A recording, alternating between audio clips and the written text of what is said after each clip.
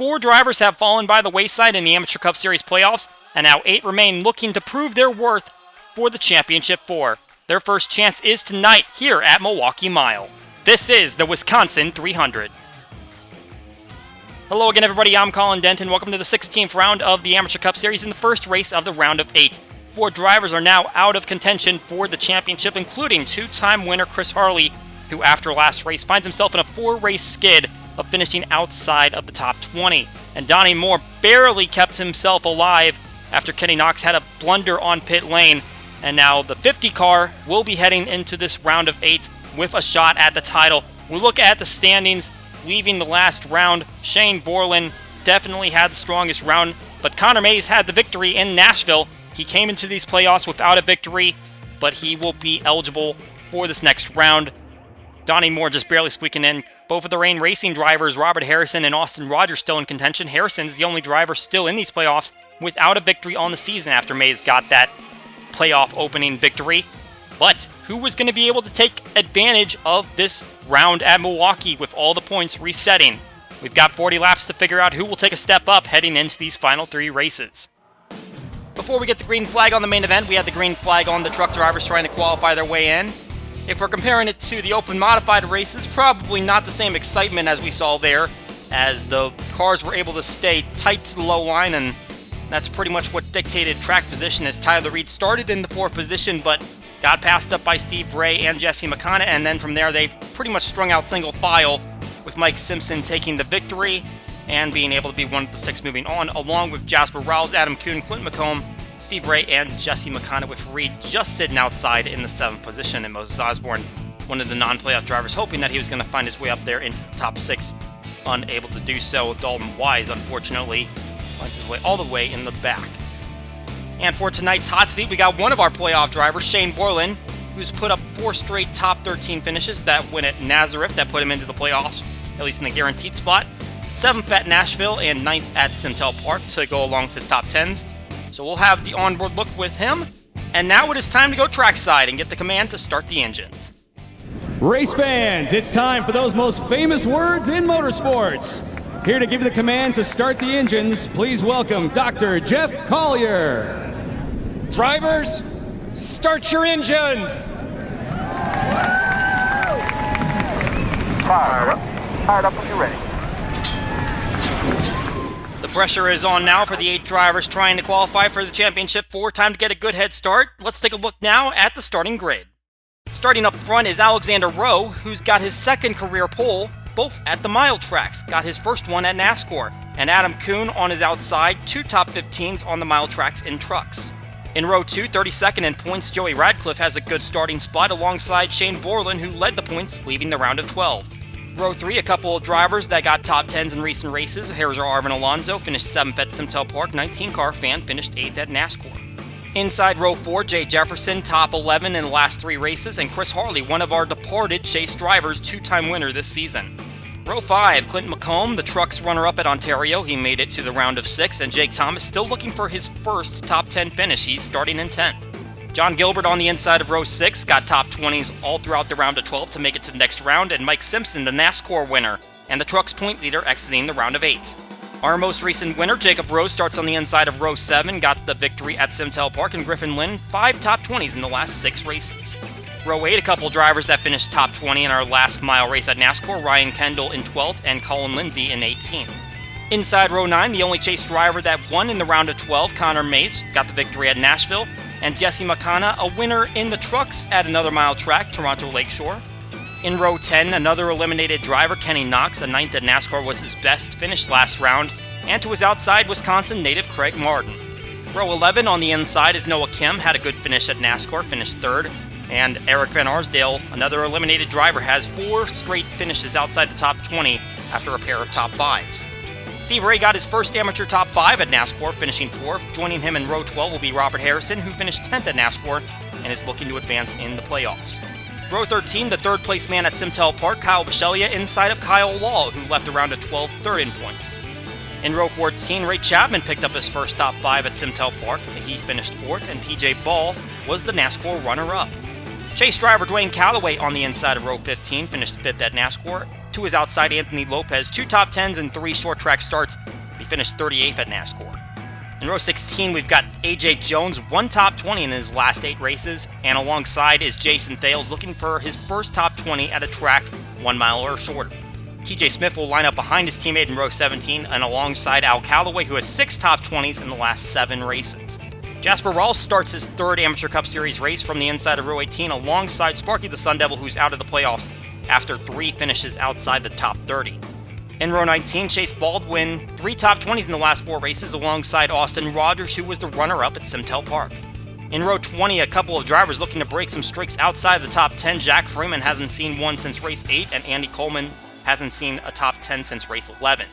And in the final row, Justin Roadback, who's furthest back in full-time standings, and Donnie Moore, who just squeaked his way into the round of 8, now going to be starting on his back foot. Just a quick reminder, if you want to watch this race from onboard any of our 8 remaining playoff drivers, over on the NFRN channel, you can see those streams. They are now active. You'll get those driver stats and the chase board throughout the entire race. Pace car pulls off, they head down the front stretch, and the green flag's out! We're racing in Milwaukee.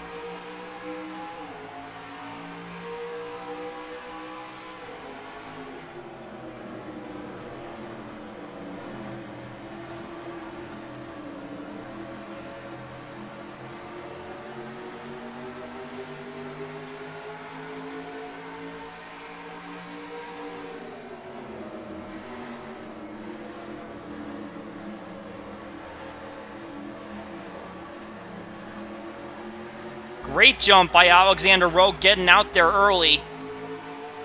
Shane Borland finds himself on the outside of Alonso, trying to see if he can find his way to the inside line, which was preferred in the part-timer race, as we saw. Connor Mays making a 3-wide move underneath Griffin Lynn and Mike Simpson, and he's going to get turned into the outside wall! Lynn goes around, but there's damage for the 84 car.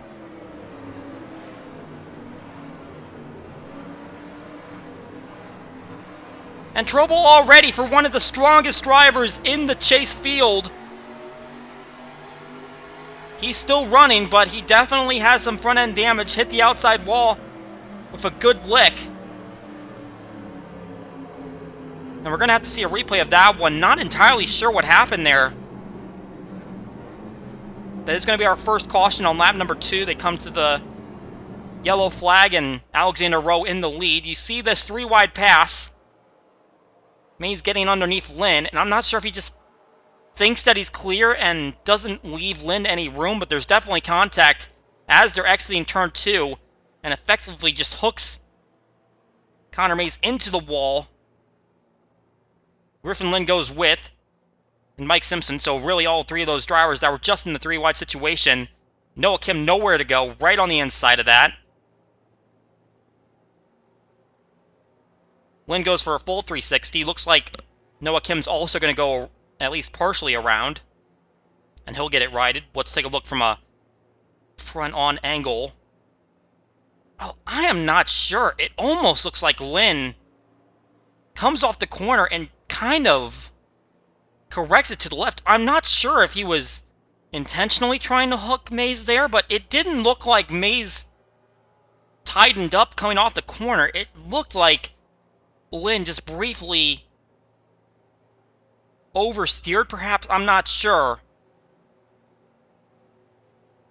Well, league officials will have to review that one and determine if there was anything possibly intentional there. Obviously, they've got the same access to the footage that we do, but they'll be the ones that decide that. On board with Connor Mays.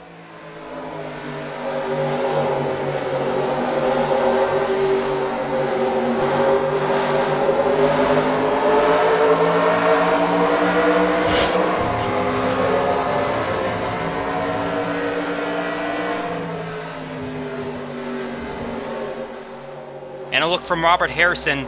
We're under caution here at Milwaukee Mile. 3 laps in the books.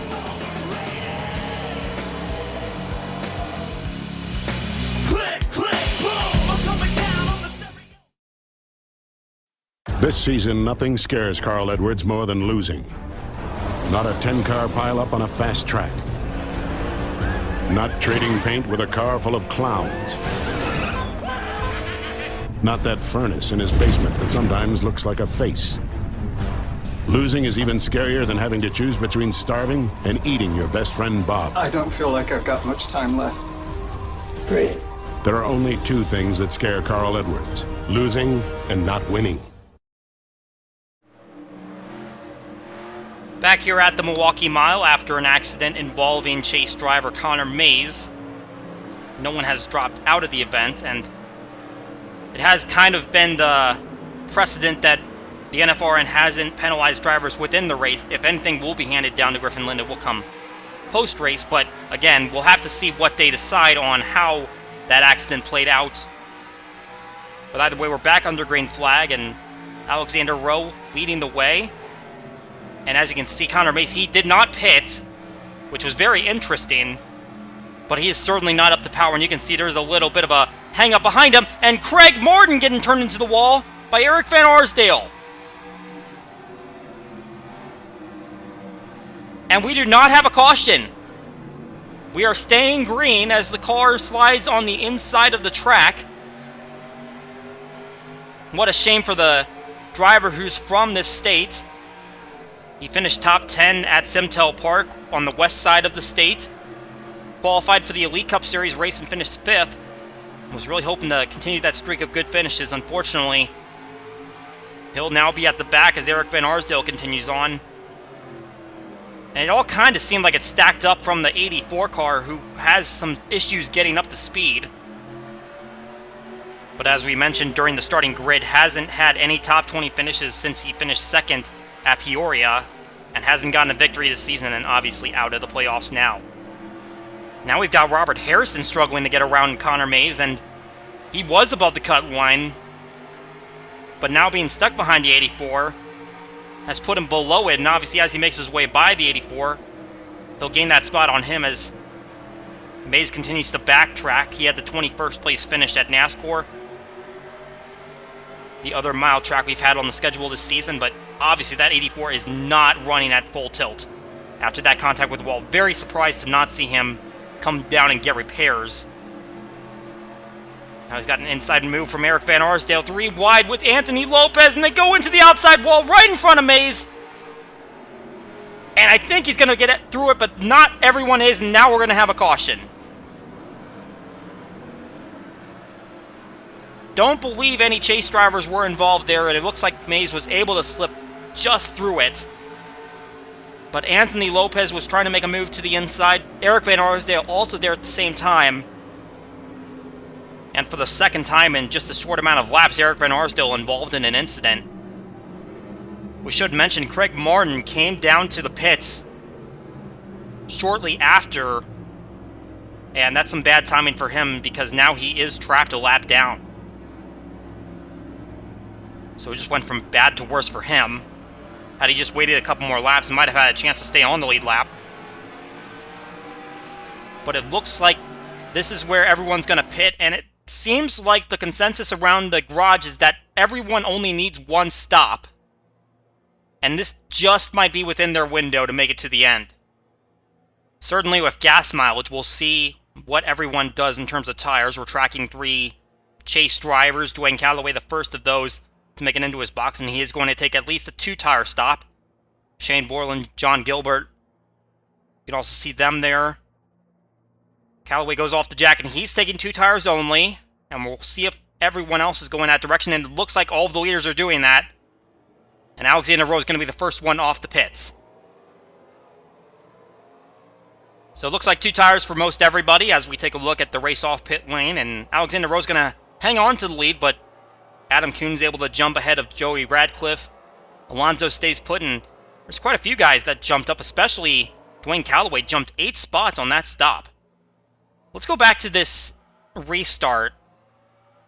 I just want to take a look at Connor Mays, and it looks like he restarts okay, but then as he gets a little bit more speed, it starts piling up behind him, and Craig Martin makes a very ambitious move underneath Jesse McConna. And there you can see Van Arsdale pushing up into the 82, and again, it's one of those situations where it just seems like there's so much time to get separated, and yet the car on the left ends up hooking the car on the right into the inside wall. And you just have to wonder if there was any way that that could have been avoided. Unfortunately for the 82 car, Martin is now 1 lap down after taking a pit stop a little bit later. He did not come in immediately after this accident. Now we take a look at what brought out our caution, as Lopez and Van Arsdale both go underneath the 84 car. And again, it's the 67 on the inside and just pushes up into the 75. This time, though, 75's behind him and sends them both into the outside wall. Jasper Rouse takes a good shot and looks like he's going to run into the inside wall.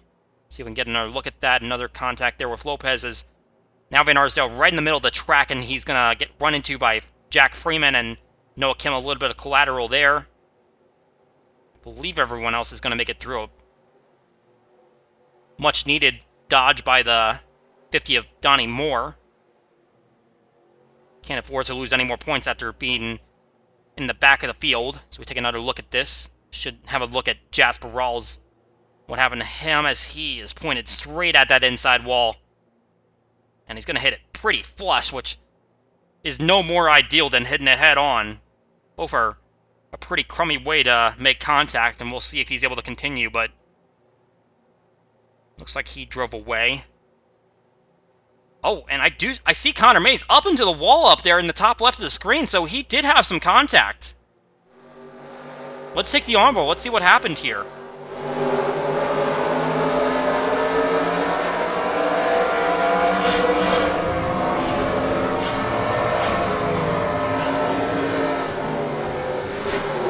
And the 54, as he was rebounding off the wall, couldn't slow down, and unfortunately the 84 car was there, and it just keeps getting worse for Connor Mays. We'll watch this one through Donnie Moore's view as we hit a commercial break. Second caution, with only 11 laps complete. We'll be right back.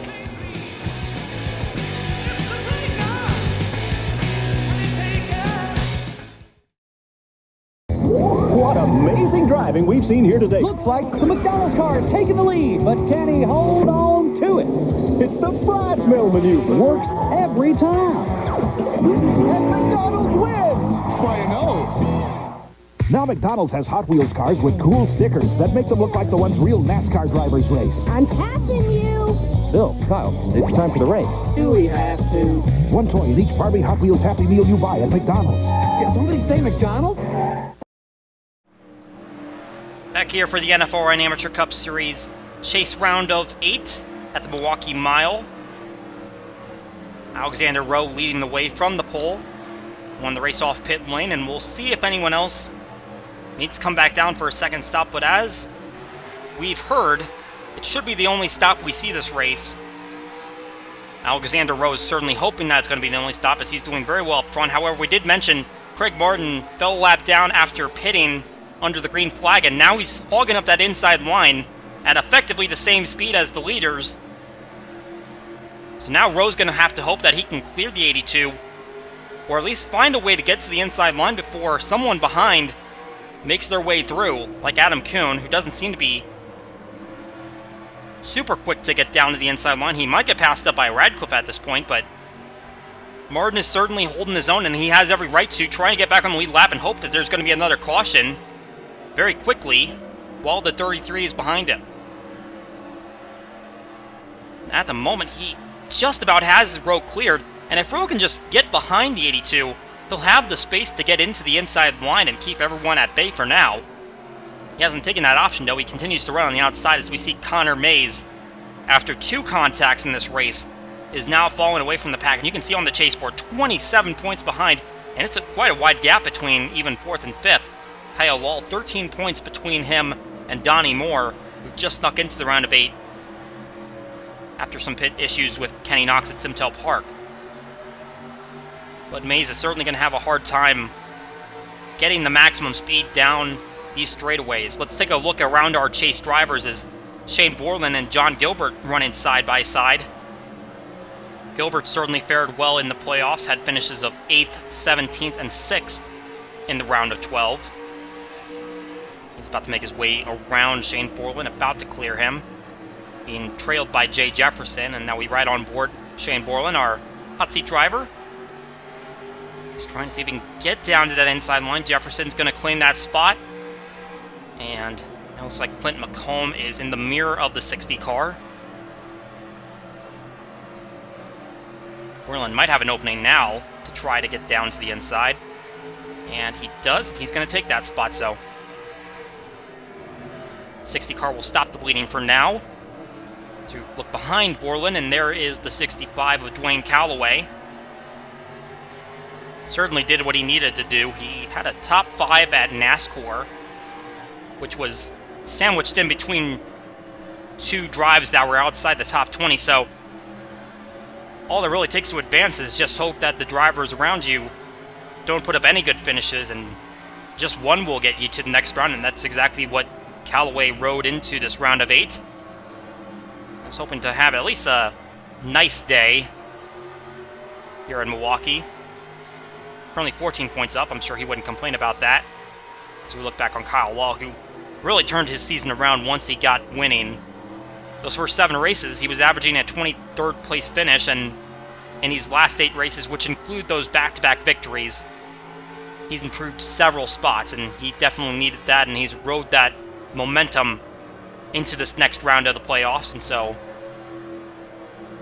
he's hoping that he can stay in front of Donnie Moore and the rest of the group, as Moore qualified in the last position, never really got going in qualifying, and really he's been able to find something to keep himself in this race, and not just the attrition, because he's been able to get around some pretty solid cars. See him trailing the 6 of TJ Smith. Just trying to make a move on, it looks like the 97. Clearly not in the position Moore wants to be, but he has the positions available to him to make up. Trying to see if he can attack it one by one, as we have already passed the halfway point of the race. And run about 8 of those laps under caution. See, it's quite a traffic jam up in front. It's almost single file. There's quite a bit of 2 wide racing. Not the 3 and 4 wide like we were seeing in the modified race, fortunately. Unless, of course, you were looking for the wreck-heavy races, in which case that was probably your cup of tea. Simtel Park runner-up, Austin Rogers. Hadn't been running well the previous few races, and was able to grab that finish that probably propelled him into these final 4 events, so long as he can qualify for the Championship 4.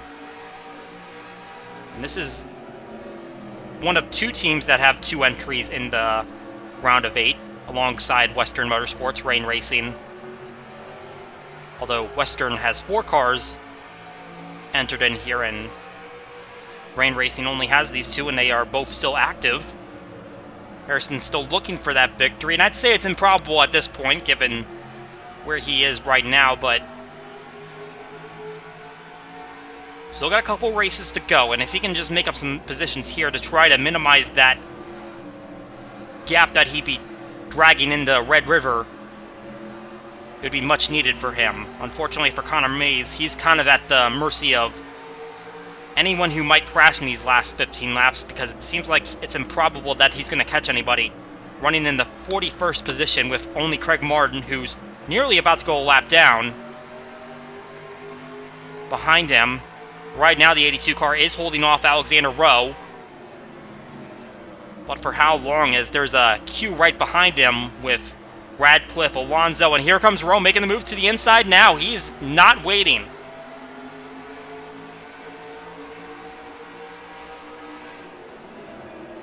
Trying his best to get around him. Not quite clear yet. Should have the ability to clear him going into turn 1. And will anybody be able to follow him? That's the big question. Rowe's now clear of the 82, but no one has followed him. And this could be a big break for Rowe, who's been doing very well lately. 3 top 10s in the last 4 races. Tripling his amount in the first 11 events, and looking for that first career victory. He might be able to get it here if it goes green, with Alonso and Radcliffe running side by side behind him.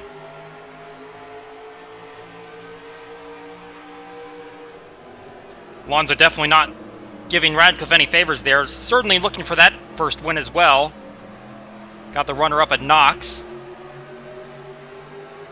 So could be on his way to matching his best finish, but and as they continue to fight, they're really letting Rowe get away from them with Martin still an obstacle. Looks like Alonso will be able to clear going down into turn 1, but it took a long time for him to clear that 53 and still hasn't quite done it. It looks like he's got it this time, and he'll hold the defensive line here, and Rowe will continue to lead here at Milwaukee. One more break, and we'll be back for the finish.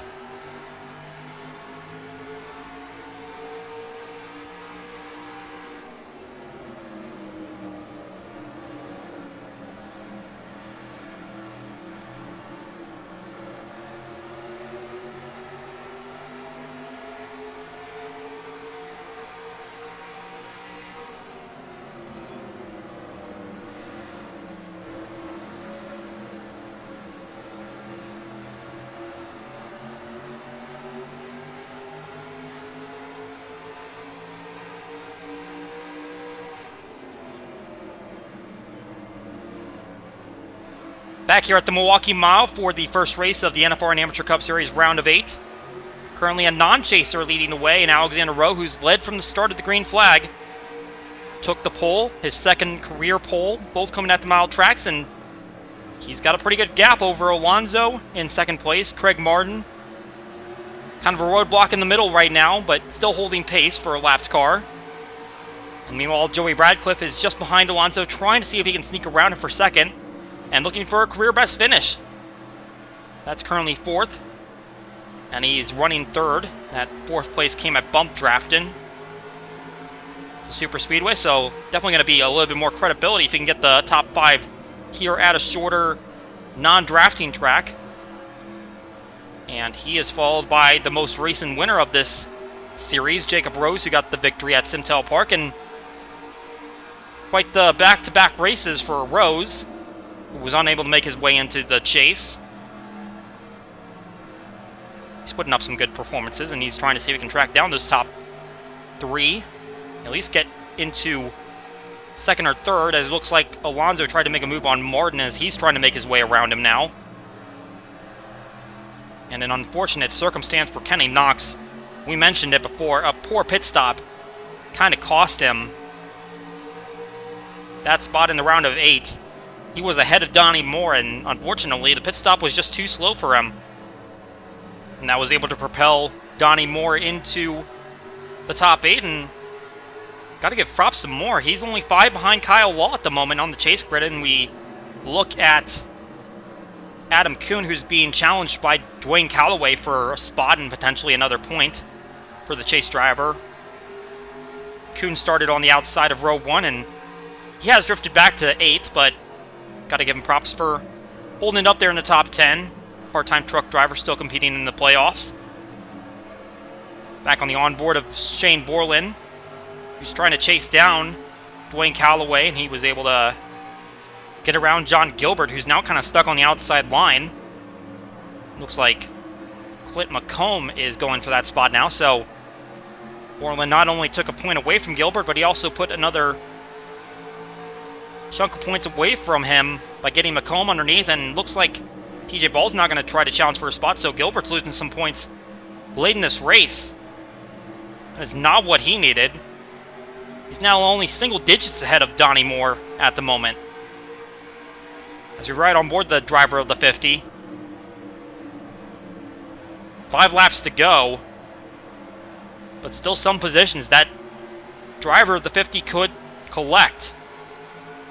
He gets in the right spots. It looks like Al Calloway is stuck on the outside line, and we see Gilbert is trapped on the outside of TJ Ball, with Jason Thales just behind him.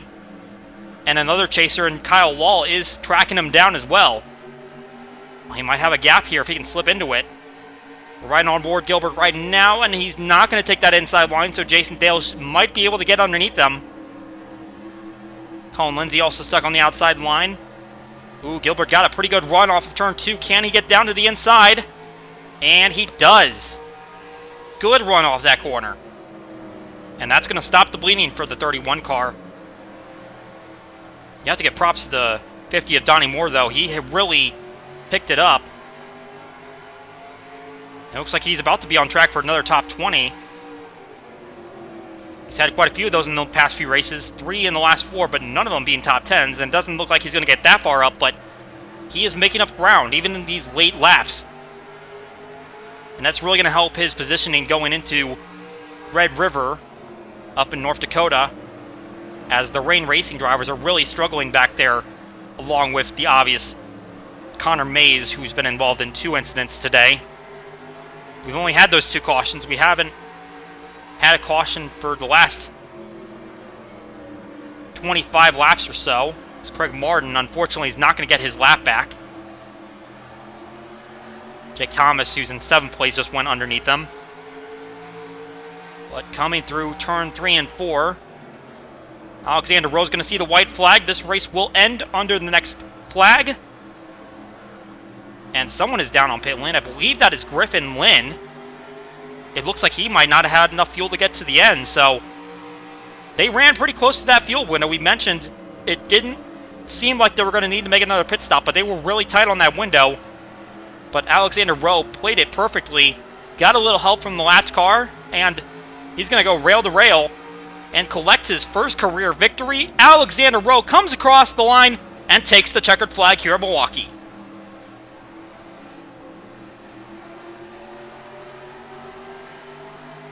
Smooth sailing for the driver of number 33. He is tonight's winner of the Wisconsin 300, and although he's not competing for a title, he's going to have a little bit of something to brag about when he heads back to the race shop. Taking a look at the final results in this one, Rowe taking the victory, followed by Alonso and Radcliffe. Rose and Knox will round out the top 5. Good run for Knox after that performance at Simtel knocked him out of the playoffs. Also have to give props to Alonso for getting back-to-back top 10s after the 7th place at Simtel. And of course, Jacob Rose following up the victory there with a 4th place run tonight. And for the first time this season, Jake Thomas has a top 10. He was the only Amateur Cup Series full-timer that didn't have a top 10, and he's got it here tonight.